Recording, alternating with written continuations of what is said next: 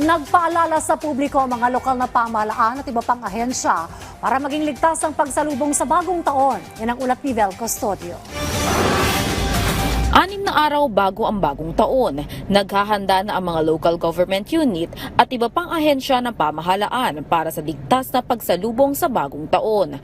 Ayon sa Bureau of Fire Protection, target na mapanatiling mababa ang bilang ng mga insidente ng sunog, sanhi ng mga paputok habang papalapit ang pagsalubong sa bagong taon. Sa ilalim ng Executive Order No. 28 at Republic Act No. 7183, mahigpit na ipinagbabawal ang paggamit at pagbebenta ng mga paputok, kagaya ng Watusi, Piccolo, Bawang, 5-star, atomic bomb at iba pang mga uri ng pyrotechnic devices.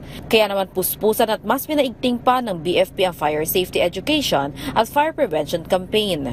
Araw-araw na umiikot ang fire truck sa matataong lugar para sa visibility at public address system para paalalahanan ang mga tao.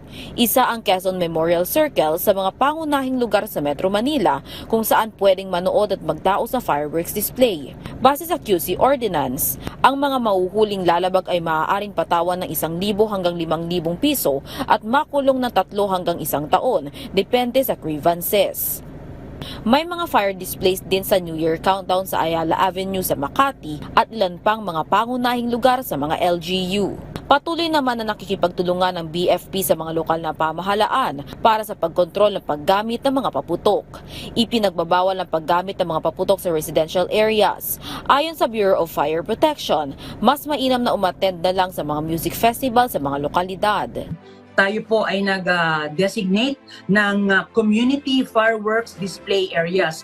At knowing naman po ang mga Pilipino, mas karamihan sa atin, mas nag-i-enjoy tayong mag-videoke, gumamit ng torotot, or yung sinauna nating pagpapaingay ang mga kasirola or kaldero na mas safe na po sa ngayon. At yung mga kababayan nating iba ay nag-a-attend ng nasasabing musical festivities sa kanilang lokalidad na meron din naman pong mga countdown.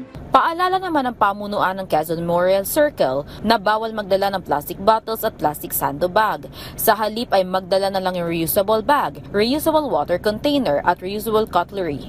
Ito ay para mapanatili ang kalinisan bilang bahagi na rin ng advokasiyang pangkalikasan. Vel Custodio para sa Pambansang TV sa Bagong Pilipinas.